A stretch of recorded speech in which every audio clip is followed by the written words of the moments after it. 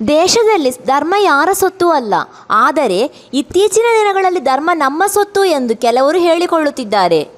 ಅನೇಕ ಜನ ನಾವು ಅದರ ಸಂರಕ್ಷಕರು ಎಂದು ಹೇಳಿಕೊಂಡು ತಿರುಗುತ್ತಾರೆ ಎಂದು ಗೃಹ ಸಚಿವ ಡಾಕ್ಟರ್ ಜಿ ಪರಮೇಶ್ವರ್ ಹೇಳಿದರು.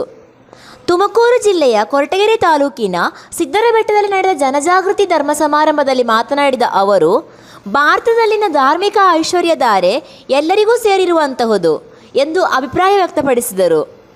ಸ್ವಾತಂತ್ರ್ಯ ಬಂದ ನಂತರ ಸಂವಿಧಾನದಲ್ಲಿ ಅವರವರ ಧರ್ಮವನ್ನು ಪಾಲಿಸಿಕೊಂಡು ಹೋಗಲು ಅವಕಾಶವನ್ನು ಕಲ್ಪಿಸಿಕೊಡಲಾಗಿದೆ. ಹಾಗಾಗಿ ಧರ್ಮ ಎಂಬುದು ಎಲ್ಲರಿಗೂ ಸೇರಬೇಕು ಎಂಬಂತಹ ವಿಚಾರಧಾರೆಯ ಮೇಲೆ ನಾನು ನಂಬಿಕೆಯನ್ನು ಇಟ್ಟಿದ್ದೇನೆ ಎಂದು ಹೇಳಿದರು. ಇಂತಹ ವಿಚಾರಧಾರೆಯ ದೃಷ್ಟಿಯಲ್ಲಿ ಬಾಳೆಹೊನ್ನೂರಿನ ಶ್ರೀ ರಂಭಾಪುರಿ ಮಠದ ಸ್ವಾಮೀಜಿಗಳು ಸಾಗುತ್ತಿದ್ದಾರೆ. ಧಾರ್ಮಿಕ ಮೌಲ್ಯಗಳನ್ನು ಸಾವಿರಾರು ಜನರಿಗೆ ತಲುಪಿಸಲು ತಮ್ಮ ಬದುಕನ್ನೇ ಮುಡಿಪಾಗಿಟ್ಟಿದ್ದಾರೆ. ಅದೇ ರೀತಿ ಅವರ ಶಿಷ್ಯರು ಕೂಡ ಸಾಗುವಂತೆ ಸೂಚನೆಯನ್ನು ಕೊಟ್ಟಿದ್ದಾರೆ ಎಂದು ಹೇಳಿದರು. ಪ್ರಸ್ತುತ ಕಾಲಘಟ್ಟದಲ್ಲಿ ಲಕ್ಷಾಂತರ ಮಕ್ಕಳಿಗೆ ತ್ರಿವಿಧ ದಾಸೋಹದ ಮೂಲಕ ಸಾರ್ಥಕತೆಯನ್ನು ಗಳಿಸಿಕೊಂಡು ಸಿದ್ಧಗಂಗಾ ಮಠದ ಶ್ರೀ ಶಿವಕುಮಾರ ಸ್ವಾಮೀಜಿ ಲಿಂಗೈಕ್ಯರಾಗಿದ್ದಾರೆ. ಆದರೆ ಅವರು ನಮ್ಮನ್ನು ಬಿಟ್ಟು ಹೋಗಿಲ್ಲ ಎಂಬ ಭಾವನೆ ನನ್ನಲ್ಲಿದೆ ಎಂದು ಹೇಳಿದರು. ಅದೇ ನಿಟ್ಟಿನಲ್ಲಿ ಅನೇಕ ಧಾರ್ಮಿಕ ಕ್ಷೇತ್ರಗಳು ಹಾಗೂ ಮಠಗಳು ಧಾರ್ಮಿಕ ಸೇವೆಗಳನ್ನು ಮಾಡುತ್ತಾ ಬಂದಿದೆ. ಈ ಮೂಲಕ ಆಧುನಿಕ ಜಗತ್ತಿಗೆ ಮಹತ್ವಪೂರ್ಣ ಬದಲಾವಣೆ ಆಗುತ್ತಿದೆ ಎಂದು ಹೇಳಿದರು. ಬಂದು ಈ ಕ್ಷೇತ್ರದಲ್ಲಿ, ಈ ಭಾಗದಲ್ಲಿ ಧರ್ಮ ಪ್ರಚಾರಕ್ಕಾಗಿ ನನ್ನನ್ನ ಜವಾಬ್ದಾರಿಯನ್ನ ಕೊಟ್ಟು ಪರಮ ಪೂಜ್ಯ ರಂಭಾಪುರಿ ಶ್ರೀಗಳು ನನ್ನನ್ನು ಕಳಿಸಿಕೊಟ್ಟಿದ್ದಾರೆ. ಅದಕ್ಕಾಗಿ ನಾನು ನನ್ನ ಇಡೀ ಜೀವನದಲ್ಲಿ ನಾನು ಮರೆಯೋದಕ್ಕೆ ಸಾಧ್ಯ ಆಗೋದಿಲ್ಲ ಅನ್ನುವಂಥ ಮಾತನ್ನ ಹೇಳಿದರು. ಆ ಜವಾಬ್ದಾರಿ ಏನು ಅಂತ ಹೇಳಿದ್ರೆ, ಧರ್ಮ ಪ್ರಚಾರವನ್ನ ಮಾಡಬೇಕು. ಬಹುಶಃ ಇವತ್ತು ನಮಗೆ ಆಧುನಿಕ ಜಗತ್ತಿನಲ್ಲಿ ನಮಗೆಲ್ಲ ಬೇಕಾಗಿರೋದೇನು ಅಂತ ಹೇಳಿದ್ರೆ ಧರ್ಮ ಅನ್ನುವಂಥದ್ದು. ಧರ್ಮವಾಗಿ ನಡ್ಕೊಳ್ಬೇಕು ಅಂತಾರೆ. ಹಾಗಾಗಿ ಇವತ್ತು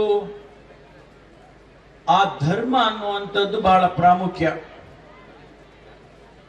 ನಮ್ಮ ಸಂಸ್ಕಾರಗಳು, ಸಂಸ್ಕೃತಿಗಳು, ನಮ್ಮ ನಡೆ ನುಡಿ ಇವೆಲ್ಲವನ್ನು ಸೇರಿಸಿ ಆ ಧರ್ಮದ ಗಂಟಿನಲ್ಲಿ ಕಟ್ಟಿಟ್ಬಿಟ್ಟಿದ್ದಾರೆ. ಬಹುಶಃ ಭಾರತ ಐಶ್ವರ್ಯವಂತ ದೇಶ. ಈ ಒಂದು ಕ್ಷೇತ್ರದಲ್ಲಿ ಧರ್ಮ ಪ್ರಚಾರ ಅನ್ನುವಂಥದ್ದು ಯಾರ ಸ್ವತ್ತು ಅಲ್ಲ, ಯಾರಿಗೂ ಕೂಡ ಆಥರೈಸ್ ಮಾಡಲಿಲ್ಲ, ಕಸ್ಟೋಡಿಯನ್ಶಿಪ್ ಕೊಡಲಿಲ್ಲ. ಈ ದೇಶದಲ್ಲಿ ಹುಟ್ಟಿರ್ತಕ್ಕಂಥ ಪ್ರತಿಯೊಬ್ಬ ಭಾರತೀಯನಿಗೂ ಕೂಡ ಆ ಧರ್ಮ ಸೇರ್ಬೇಕು. ಧರ್ಮಕ್ಕೆ ಯಾರೋ ಕಸ್ಟೋಡಿಯನ್ಸ್ ಆಗೋದಕ್ಕೆ ಸಾಧ್ಯ ಇಲ್ಲ. ಇತ್ತೀಚೆಗೆ ನಾವು ನೋಡ್ತೇವೆ, ಅನೇಕ ಜನ ನಾವು ಧರ್ಮ, ನಮ್ದು ಧರ್ಮ, ನಾವು ಧರ್ಮದ ಕಸ್ಟೋಡಿಯನ್ಸ್ ಅಂತ ಹೇಳ್ಕೊಂಡು ತಿರುಗ್ತಾರೆ. ಆದ್ರೆ ಭಾರತಕ್ಕೆ ಕೊಟ್ಟಿರ್ತಕ್ಕಂಥದ್ದು ಈ ಐಶ್ವರ್ಯವಂತ ಈ ವಿಚಾರಧಾರೆ ಬಹುಶಃ ಎಲ್ಲರಿಗೂ ಸೇರಿರ್ತಕ್ಕಂಥದ್ದು ಅಂತ ಹೇಳಿ ನಾನು ಭಾವಿಸ್ತೇನೆ. ಸ್ವತಂತ್ರ ಬಂದ ನಂತರ ಸಂವಿಧಾನದಲ್ಲಿ ಬರೆದಿದ್ದಾರೆ, ಜನ ತಪ್ಪು ದಾರಿಗೆ ಹೋಗಬಾರದು ಅಂತೇಳಿ ಸಂವಿಧಾನದಲ್ಲೇ ಬರೆದಿದ್ದಾರೆ. ಅವರವರ ಧರ್ಮವನ್ನ ಆಚರಣೆ ಮಾಡೋದಕ್ಕೆ ಅವಕಾಶವನ್ನ ಕಲ್ಪಿಸಿಕೊಟ್ಟಿದ್ದಾರೆ ಅನ್ನುವಂಥದ್ದು. ಹಾಗಾಗಿ ಧರ್ಮ ಅನ್ನುವಂಥದ್ದು ಎಲ್ಲರಿಗೂ ಸೇರಬೇಕು ಅನ್ನುವಂತ ವಿಚಾರದಲ್ಲಿ ನಂಬಿಕೆಯನ್ನ ಇಟ್ಟಿರೋ ನಾನು.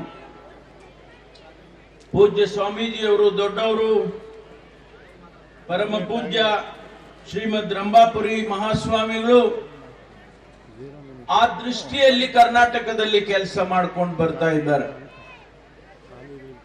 ನೂರಾರು ಜನ, ಸಾವಿರಾರು ಜನ, ಲಕ್ಷಾಂತರ ಜನ ಭಕ್ತರಿಗೆ ಆ ಧರ್ಮದ ವಿಚಾರಧಾರೆಗಳನ್ನ ತಿಳಿಸೋದರ ಮೂಲಕ ಅವರ ಇಡೀ ಜೀವನವನ್ನ ಅದಕ್ಕಾಗಿ ಅವರು ಮುಡುಪಾಗಿಟ್ಟಿದ್ದಾರೆ. ಅದೇ ಪ್ರಕಾರ ತನ್ನ ಎಲ್ಲ ಶಿಷ್ಯ ವೃಂದ ಆ ಕೆಲಸವನ್ನ ಮುಂದುವರಿಸಿಕೊಂಡು ಹೋಗ್ಬೇಕು ಅಂತೇಳಿ ಅವರಿಗೆ ಸೂಚನೆಗಳನ್ನ ಕೊಡ್ತಾರೆ. ನಮಗೆ ಎಂತಹ ಭಾಗ್ಯ ಅಂತ ಹೇಳಿದ್ರೆ, ಈ ಕಾಲಘಟ್ಟದಲ್ಲಿ ಇಡೀ ಕರ್ನಾಟಕದಲ್ಲಿ ಪರಮ ಪೂಜ್ಯ ಸಿದ್ಧಗಂಗಾ ಶ್ರೀಗಳು ಅವರ ಇಡೀ ಜೀವನದಲ್ಲಿ ಲಕ್ಷಾಂತರ ಮಕ್ಕಳಿಗೆ ವಿದ್ಯೆಯನ್ನು ಕೊಡೋದರ ಮೂಲಕ ಅವರ ಜೀವನವನ್ನ ಸಾರ್ಥಕತೆ ಮಾಡಿ ಇವತ್ತು ಲಿಂಗೈಕ್ಯರಾಗಿದ್ದಾರೆ. ಆದರೆ ನಮ್ಮನ್ನು ಬಿಟ್ಟು ಹೋಗಿಲ್ಲ ಅವರು. ಅದೇ ಪ್ರಕಾರ ಅನೇಕ ಮಠಗಳು ಕ್ಷೇತ್ರದಲ್ಲಿ ಧಾರ್ಮಿಕ ಕ್ಷೇತ್ರವನ್ನ ಜೊತೆಯಾಗಿ ತೆಗೆದುಕೊಂಡು ಶೈಕ್ಷಣಿಕ ಕ್ಷೇತ್ರದಲ್ಲಿ ಅವರ ಸೇವೆಯನ್ನ ಮಾಡ್ತಾ ಇದ್ದಾರೆ. ಬಹುಶಃ ಕರ್ನಾಟಕಕ್ಕೆ ಇದೊಂದು ಬಹಳ ದೊಡ್ಡ ಬದಲಾವಣೆ ಆಧುನಿಕ ಜಗತ್ತಿಗೆ ಆಗ್ತಾ ಇದೆ ಅಂತ ಹೇಳಿ ನಾನಾದ್ರೂ ಕೂಡ ಭಾವಿಸ್ಕೊಳ್ತೇನೆ. ಆದ್ರಿಂದ ಇವತ್ತು ನಾನು ಮತ್ತು ಸನ್ಮಾನ್ಯ ರಾಜಣ್ಣನವರು ಜಿಲ್ಲೆಯ ಅಭಿವೃದ್ಧಿಯ ಬಗ್ಗೆ ಸಭೆಯನ್ನ ಕರೆದಿದ್ದೇವೆ, ಅಧಿಕಾರಿಗಳ ಸಭೆಯನ್ನ ಕರೆದಿದ್ದೇವೆ. ಅದಕ್ಕಾಗಿ ಇಲ್ಲಿಂದ ನಿರ್ಗಮಿಸಬೇಕಾಗಿದೆ ಅಂತೇಳಿ ನಾನು ಮನವಿಯನ್ನ ಮಾಡಿಕೊಂಡಿದ್ದೇನೆ ಪರಮ ಪೂಜ್ಯ ಶ್ರೀಗಳ ಹತ್ರ. ಹಾಗಾಗಿ ಹೆಚ್ಚು ಮಾತನಾಡೋದಕ್ಕೆ ಹೋಗೋದಿಲ್ಲ. ಆದ್ರೆ ಇವತ್ತು ತಾವು ಹೇಳಿದ್ರಿ, ಇಲ್ಲಿ 80 ಅಡಿ ಒಂದು ಲಿಂಗವನ್ನ ಸ್ಥಾಪನೆ ಮಾಡಿ ಈಗಾಗಲೇ ಏನು ಟೂರಿಸಂ, ಕರ್ನಾಟಕದ ಟೂರಿಸಂನಲ್ಲಿ ಸಿದ್ದರ ಬೆಟ್ಟವನ್ನ ಗುರುತಿಸಿದ್ದಾರೆ. ಆದರೆ ಅದನ್ನ ಇನ್ನೂ ಕೂಡ ಹೆಚ್ಚು ಅಭಿವೃದ್ಧಿ ಮಾಡಬೇಕು ಅಂತಕ್ಕಂಥ ಮಾತನ್ನ ತಾವು ಹೇಳಿದಿರಿ. ಈಗಾಗಲೇ ದೇವರಾಯನದುರ್ಗ, ನಮ್ಮ ಗೊರವನಹಳ್ಳಿ ಲಕ್ಷ್ಮೀ ತಾಯಿ, ಅದೇ ಪ್ರಕಾರ ನಮ್ಮ ಕ್ಯಾಮೇನಹಳ್ಳಿ ಆಂಜನೇಯ ಸ್ವಾಮಿ, 3,500 ವರ್ಷದ ಇತಿಹಾಸ ಇರ್ತಕ್ಕಂಥ ಆಂಜನೇಯ ಸ್ವಾಮಿ ಕ್ಯಾಮೇನಹಳ್ಳಿನಲ್ಲಿ ನಿಂತಿದ್ದಾನೆ. ಅದೇ ಪ್ರಕಾರ ನಾವು ದೇವರಾಯನದುರ್ಗ, ಈ ಎಲ್ಲವನ್ನು ಸೇರಿ ಒಂದು ಈ ಟೂರಿಸಂಗೆ ಏನ್ ಮಾಡಬೇಕು ಅದನ್ನ ಖಂಡಿತವಾಗಿ